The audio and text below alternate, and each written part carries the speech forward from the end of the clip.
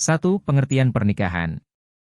Imam Ahmad bin Umar Asy-Syatiri dalam kitab Al-Yaqut Al-Nafis, 2011 halaman 215, mendefinisikan nikah secara bahasa berarti menggabungkan dan berkumpul. Sedangkan menurut istilah syariat, nikah ialah suatu akad yang menjadikan bolehnya seorang laki-laki dan perempuan melakukan hubungan suami dan istri. Sedangkan dalam Undang-Undang Nomor 1 Tahun 1974 menjelaskan bahwa pernikahan adalah ikatan lahir batin antara seorang pria dan seorang wanita sebagai suami istri dengan tujuan membentuk keluarga atau rumah tangga yang bahagia dan kekal berdasarkan ketuhanan yang Maha Esa. Dengan kata lain, pernikahan adalah ikatan lahir batin antara seorang laki-laki dan perempuan untuk hidup bersama dalam suatu rumah tangga melalui akad yang dilakukan menurut aturan hukum syariat Islam yang mengakibatkan timbulnya hak dan kewajiban di antara masing-masing pihak. 2. Dalil nakli tentang pernikahan.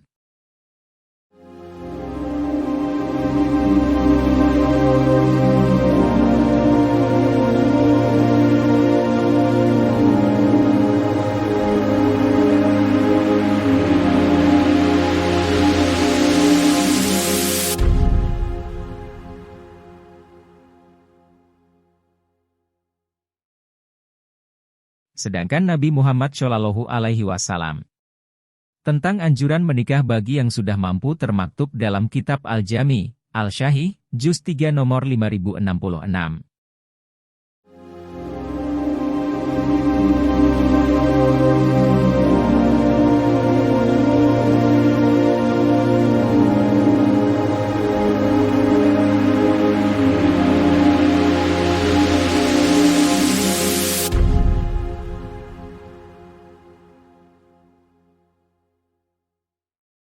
Tiga. Tujuan pernikahan.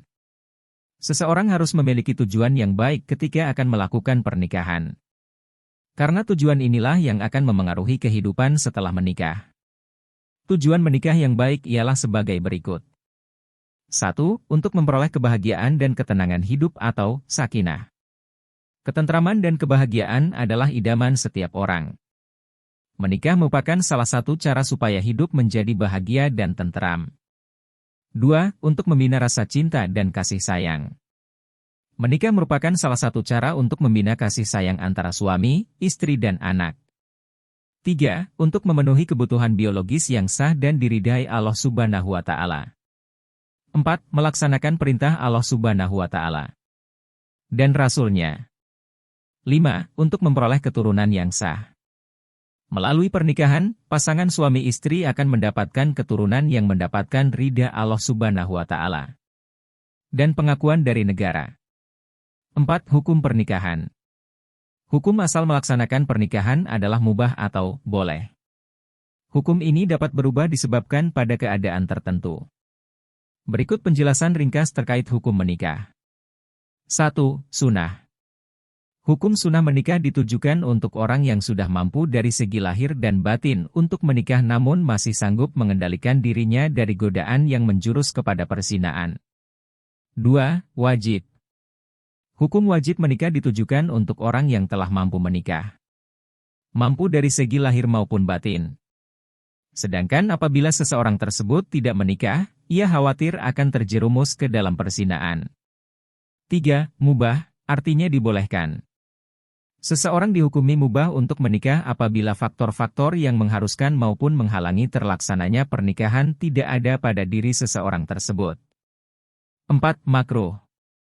Hukum menikah menjadi makruh apabila orang yang akan melakukan pernikahan telah memiliki keinginan atau hasrat tetapi ia hanya memiliki bekal untuk biaya pernikahan namun belum mempunyai bekal untuk memberikan nafkah. 5. Haram. Hukum menikah menjadi haram bagi orang yang akan melakukan pernikahan tetapi ia mempunyai niat yang buruk, seperti niat menyakiti perempuan atau niat buruk lainnya. Hukum menikah juga haram apabila seseorang yang hendak menikah namun tidak memiliki biaya untuk melaksanakan perkawinan dan dipastikan tidak mampu memberi nafkah dan hak-hak istri serta keluarganya. 5. Memilih pasangan dalam pernikahan. Nabi Muhammad SAW memberikan tuntunan dalam memilih pasangan dalam pernikahan, yaitu dengan mempertimbangkan karena 1. Hartanya 2. Keturunannya 3. Kecantikan atau ketampanannya. 4. Agamanya. Hal ini sesuai dengan hadis Nabi Muhammad SAW yang termaktub dalam kitab Al-Jami, Al-Syahih, Juz 3 nomor 5090, yaitu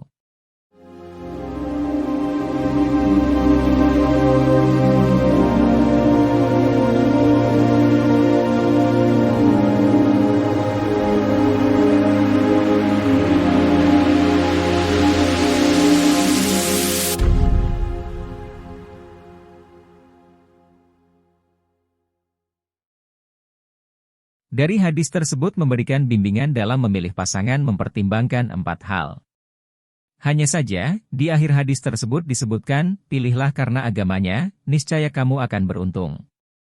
Ini adalah tuntunan Nabi Muhammad SAW. Agar dari keempat pertimbangan tersebut agar memilih karena agamanya. Mengapa memilih agama? Karena dengan agama, kebahagiaan yang sejati akan dapat terwujud. Salah satunya ketika agamanya kuat, maka pasangan suami atau istri akan taat kepada Allah dan dapat memelihara dirinya. Selain itu, untuk wanita syalihah merupakan sebaik-baiknya perhiasan dunia bagi suaminya.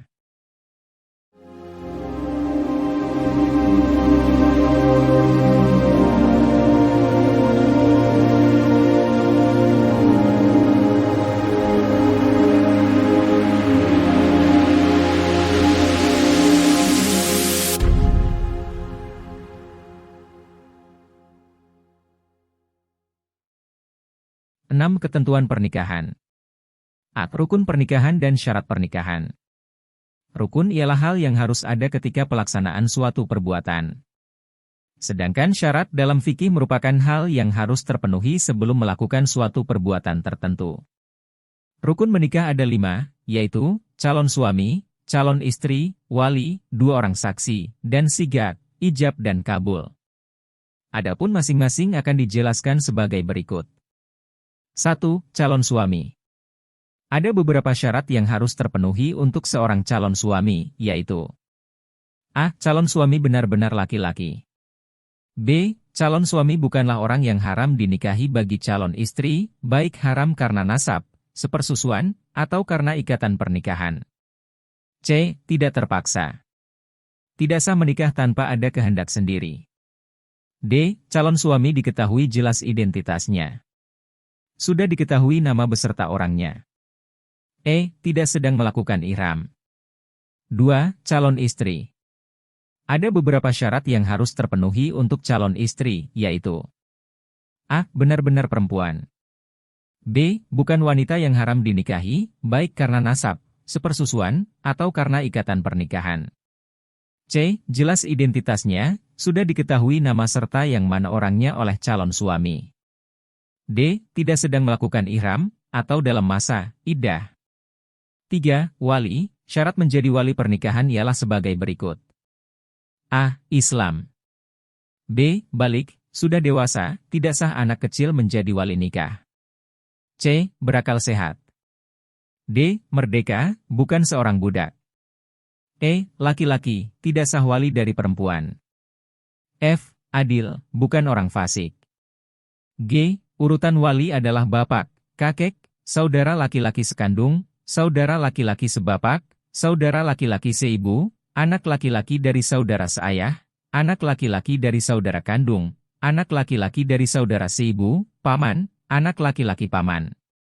H. Bagi perempuan yang tidak memiliki wali, misalnya wali sudah meninggal, maka walinya adalah pemimpin di daerah tersebut, jika di Indonesia adalah dari pegawai kantor urusan agama. KUA.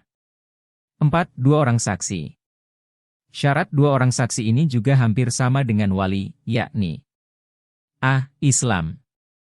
B. Balik, sudah dewasa, tidak sah anak kecil menjadi saksi nikah. C. Berakal sehat. D. Merdeka, bukan seorang budak. E. Laki-laki, tidak sah saksi dari perempuan. F. Adil, bukan orang fasik. 5. Sigat, ijab dan kabul. Syarat dari ijab kabul dalam pernikahan adalah A. Ijab kabul dilaksanakan dalam keadaan bersambung. Artinya, antara pelafalan ijab dengan kabul, penerimaan, tidak berselang lama. B. Tidak ditambahi dengan keterangan jangka waktu tertentu. Misalnya saya terima nikah si fulanah dalam waktu sebulan. C. Lafaz jelas maksudnya, dan tidak disangkutkan dengan makna yang lain. Misalnya saya nikahkan engkau dengan anakku jika engkau tetap menjadi pengusaha. D. Ijab dan kabul menggunakan kalimat, nikah, tazwij, atau turunannya yang semakna. E. Boleh menggunakan bahasa selain bahasa Arab.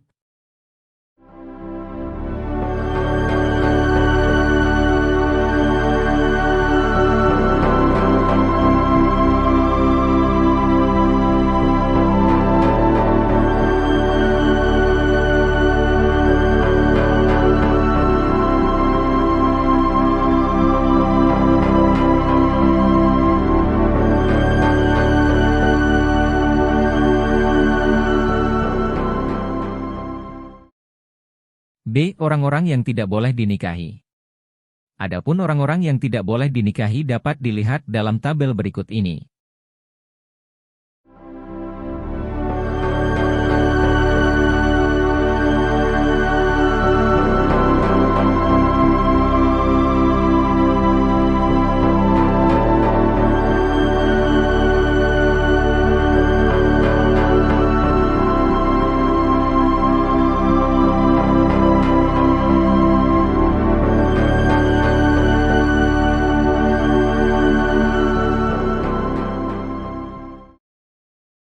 C. Pernikahan yang tidak sah. Di antara pernikahan yang tidak sah dan dilarang oleh Rasulullah Shallallahu Alaihi Wasallam adalah sebagai berikut. 1. Pernikahan mut'ah, yaitu pernikahan yang dibatasi untuk jangka waktu tertentu, baik sebentar ataupun lama. Imam Madzhab 4 sepakat bahwa pernikahan ini haram dilakukan. Secara historis diperbolehkannya nikah mut'ah oleh Rasul ini karena umat Islam waktu itu berada dalam masa transisi, yaitu peralihan dari masa jahiliyah menuju Islam. Praktik perzinaan pada masa jahiliyah sudah membudaya, sementara Islam datang dan Rasul menyeru umat Islam untuk berperang, maka keadaan jauhnya pejuang Muslim dari istri-istri mereka tentu saja merupakan suatu penderitaan tersendiri. Kebolehan ini berlangsung hingga datangnya hadis Nabi sebagai nasih, penghapus, atas kebolehan nikah tersebut. 2. Pernikahan syigar, yaitu pernikahan dengan persyaratan barter tanpa pemberian mahar.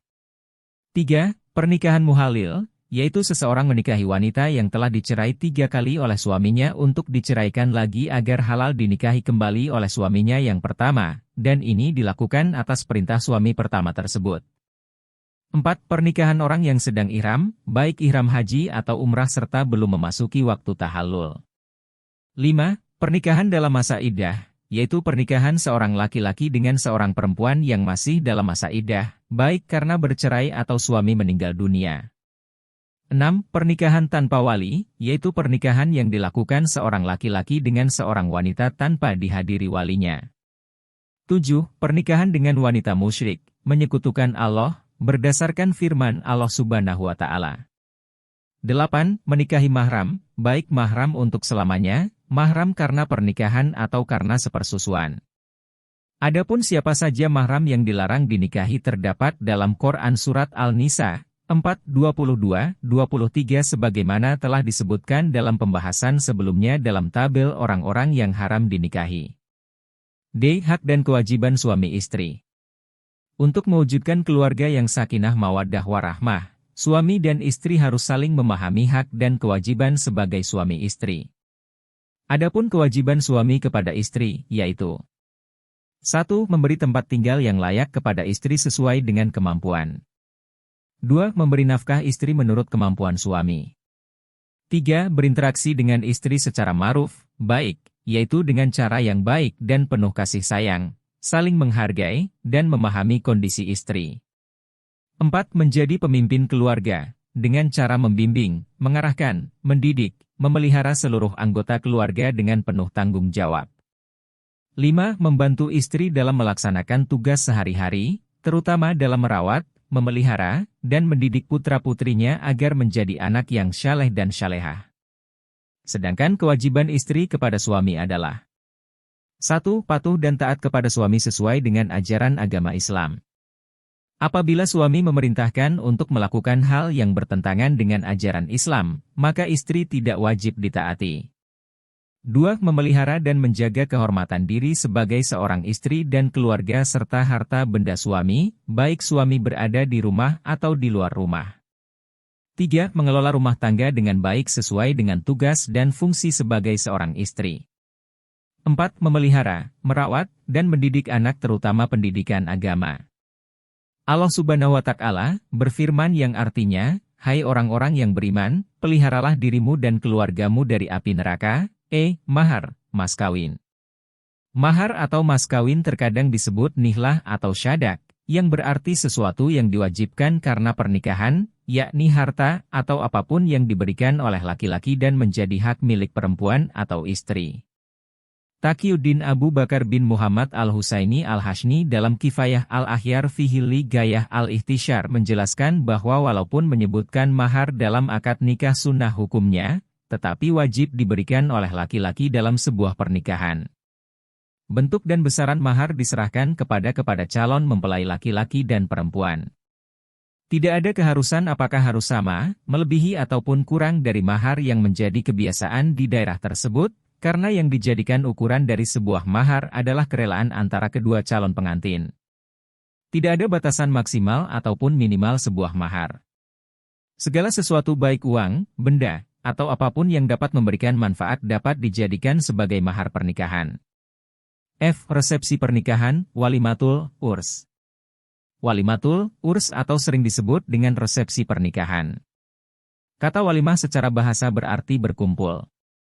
Sedangkan menurut istilah syariah yang dijelaskan Ahmad bin Umar al-Shatiri dalam kitab Al-Yaqut al-Nafis adalah nama untuk setiap undangan atau makanan dan minuman yang diadakan karena adanya kebahagiaan atau lainnya. Hukum mengadakan walimah menurut Mustafa Dib al-Buga dalam kitab Al-Tadzib fi Adillah Matn al-Gayah wa al-Takrib adalah sunnah, dan wajib hukumnya memenuhi undangan walimah tersebut, kecuali jika ada udzur atau halangan. Walimah dapat dilakukan dengan makanan yang sangat sederhana, tidak ada batasan khusus tentang makanan yang akan disajikan, tetapi menurut pendapat ulama yang lebih utama sekurang-kurangnya dengan menyembelih 1 ekor kambing. Walimah disunahkan bagi mempelai laki-laki juga perempuan, karena adanya kebahagiaan dari kedua belah pihak. Seseorang yang mengadakan walimah wajib menjauhkan diri dari berlebihan atau mubadzir. Tujuan dari walimah adalah untuk mengumumkan pernikahan dan sebagai bentuk syukur atas kebahagiaan yang diperoleh dengan cara berbagi dengan sesama. 7. Talak dan iddah. Talak. Talak dari segi bahasa artinya melepaskan ikatan. Maksudnya di sini ialah melepaskan ikatan pernikahan. Hukum melakukan talak ialah makruh. Sebagaimana hadis Rasul Muhammad SAW. Namun, hukum tersebut dapat berubah sesuai dengan kemaslahatan dan kemudaratan keberlangsungan ikatan pernikahan. 1. Wajib. Talak menjadi wajib ketika bercerai lebih baik mempertahankan pernikahan. Artinya jika ikatan pernikahan dipertahankan namun hanya akan saling menyakiti ataupun mendatangkan bahaya, maka hukum talak menjadi wajib. 2. Sunnah. Apabila sang suami sudah tidak sanggup memberikan kewajiban nafkah, sang istri tidak menjaga kehormatan dirinya atau karena istri mengabaikan kewajibannya kepada Allah Subhanahu wa Ta'ala, contohnya istri tidak mau melaksanakan sholat atau ada kewajiban lain yang dilanggar oleh istri. 3. Haram. Haram menjatuhkan talak jika merugikan salah satu pihak. Talak juga haram dijatuhkan apabila sang istri dalam keadaan haid. Selain itu, talak hukumnya haram dilakukan ketika sang istri dalam keadaan suci sesudah dicampuri. 4. Makruh. Makruh merupakan hukum asal dari talak. Talak dihukumi makruh apabila tidak disertai dengan alasan yang dibenarkan dalam ajaran agama Islam. Karena dengan talak dapat merusak pernikahan. B. Macam-macam talak. Talak, dilihat dari macamnya dibagi menjadi 3, yaitu 1. Talak dari segi kalimat yang digunakan. Talak ditinjau dari segi kalimat yang diucapkan bisa dilakukan dengan kalimat yang terang atau jelas dan talak dengan menggunakan sindiran. Talak dengan kalimat yang terang adalah talak yang diucapkan dengan terus terang, mengandung kalimat yang sudah jelas dan sudah dipahami maksudnya. Contohnya, saya talak kamu sekarang. Talak dengan kalimat yang terang dianggap sah tanpa harus disertai dengan niat untuk memastikan apa sebenarnya yang diinginkan dari kalimat yang diucapkannya. Mengapa? Karena kalimat tersebut jelas tujuan dan maknanya.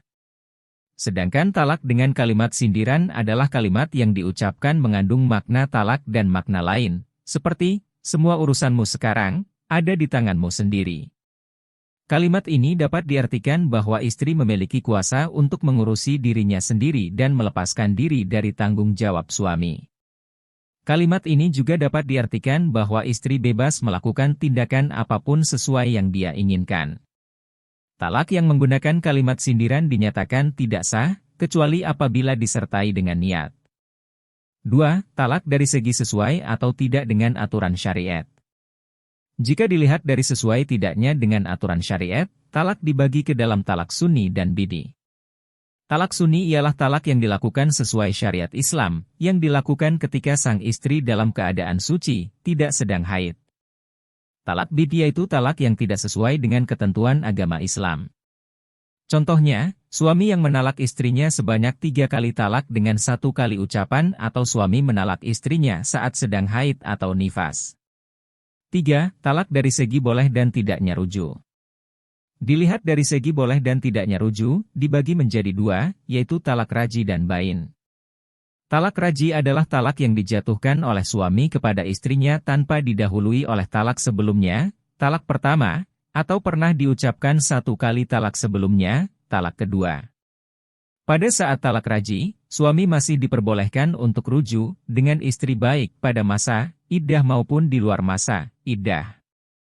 Namun apabila rujuk dilakukan di luar masa iddah harus melakukan akad nikah yang baru.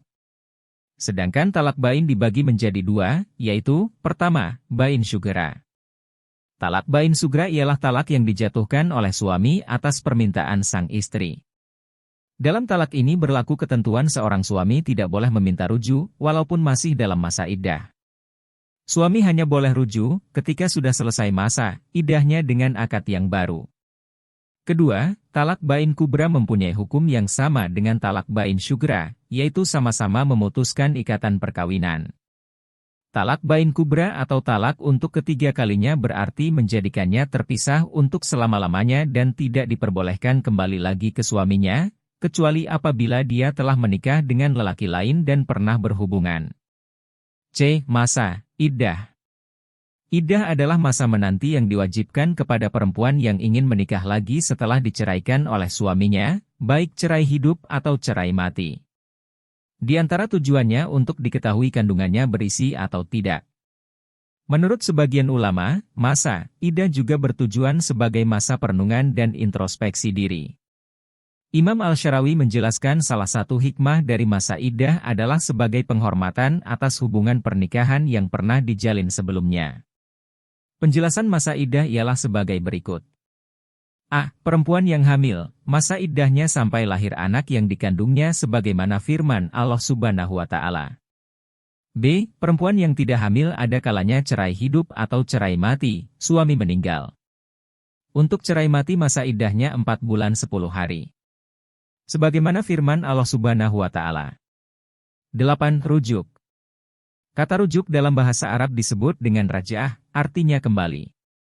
Suami yang rujuk dengan istrinya, berarti ia telah kembali pada istrinya.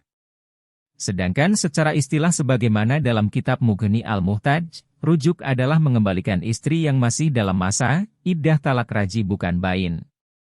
Dengan kata lain rujuk hanya dapat dilakukan pada saat istri dijatuhkan talak raji, bukan bain, dan selama pada masa iddah. Dalam ayat lain Allah Subhanahu wa Ta'ala menjelaskan tentang kebolehan rujuk jika masih talak 1 dan 2. Pada ayat di atas menjelaskan jika seorang suami mentalak istri pertama kali dan kedua, suami masih bisa rujuk. Jika suami mentalak istri untuk ketiga kalinya, maka suami tidak bisa langsung rujuk dengan istrinya. Kecuali setelah istrinya menikah lagi dengan pria lain dan sudah berhubungan. Setelah itu suami pertama dapat menikahi istrinya tersebut. Ini pun jika istrinya bercerai dari suami keduanya tanpa ada paksaan atau direncanakan. Syarat dan rukun rujuk. Syarat rujuk sama dengan waktu menikah, yaitu, balik, berakal, atas kehendak sendiri, dan bukan seorang yang murtad. Apabila orang yang merujuk adalah murtad, belum balik, dan orang yang terpaksa, maka hukumnya tidak sah, sebagaimana dijelaskan oleh Al-Shibini dalam kitab Mughni Al-Muhtaj Juz 3. Sedangkan rukun rujuk sebagaimana ditulis oleh Syaikh Abi Zakaria Yahya bin Syaraf Al-Nawawi Al-Dimashqi dalam kitab Raudatul Talibin, ada 4, yaitu 1. Ada perceraian atau talak. 2. Orang merujuk, suami.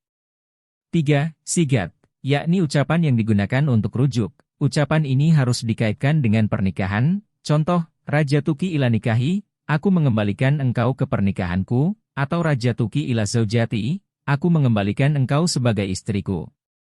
Ucapan rujuk juga bisa memakai bahasa selain Arab. 4. Orang yang akan dirujuk, istri. 9. Pernikahan menurut Undang-Undang Nomor 1 Tahun 1974 dan Undang-Undang Nomor 16 Tahun 2019. Pemerintah Indonesia yang mengatur tentang perkawinan tertulis di Undang-Undang Nomor 1 Tahun 1974. Dalam undang-undang ini dijelaskan bahwa tujuan pernikahan ialah untuk membentuk keluarga atau rumah tangga yang bahagia dan kekal berdasarkan ketuhanan yang Maha Esa. Di dalam Undang-Undang Nomor 1 Tahun 1974 juga diterangkan bahwa pencatatan pernikahan yang sah menurut negara hanya dapat dilakukan oleh petugas pencatat nikah, PPN, yang berada di wilayah masing-masing.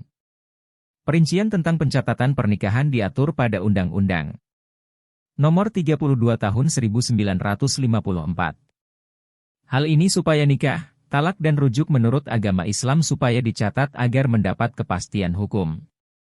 Selain itu perkawinan akan berdampak pada waris, sehingga perkawinan perlu dicatat agar jangan sampai ada perselisihan. Sedangkan Undang-Undang Nomor 16 Tahun 2019 merupakan perubahan atas Undang-Undang Nomor 1 Tahun 1974.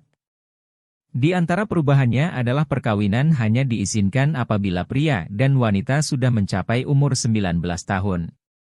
Pada bagian penjelasan disebutkan bahwa batas minimal umur perkawinan bagi wanita dipersamakan dengan batas minimal umur perkawinan bagi pria, yaitu 19 tahun. Batas usia dimaksud dinilai telah matang jiwa raganya untuk dapat melangsungkan perkawinan agar dapat mewujudkan tujuan perkawinan secara baik tanpa berakhir pada perceraian dan mendapat keturunan yang sehat dan berkualitas. Diharapkan juga kenaikan batas umur yang lebih tinggi dari 16 tahun bagi wanita untuk kawin akan mengakibatkan laju kelahiran yang lebih rendah dan menurunkan resiko kematian ibu dan anak. Selain itu dapat terpenuhinya hak-hak anak sehingga mengoptimalkan tumbuh kembang anak termasuk pendampingan orang tua serta memberikan akses anak terhadap pendidikan setinggi mungkin. Oleh karena itu, sebagai warga negara yang baik, hendaknya kalian bisa mematuhi undang-undang yang berlaku. Jangan sampai kalian terjerumus dalam pergaulan bebas yang mengesampingkan aturan yang berlaku.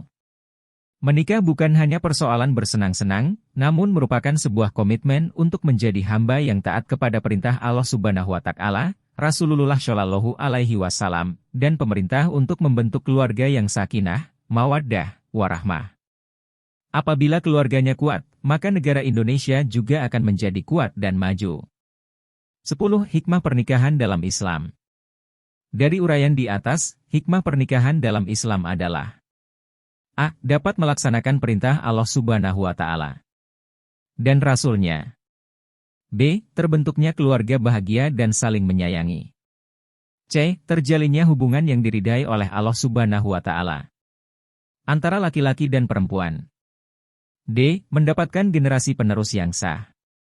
E. Mendatangkan pahala dan menjauhkan dari dosa besar zina. F. Terjalinnya tali silaturahmi antar keluarga dari pihak suami dan istri. G. Membukakan pintu rezeki dari Allah Subhanahu wa Ta'ala.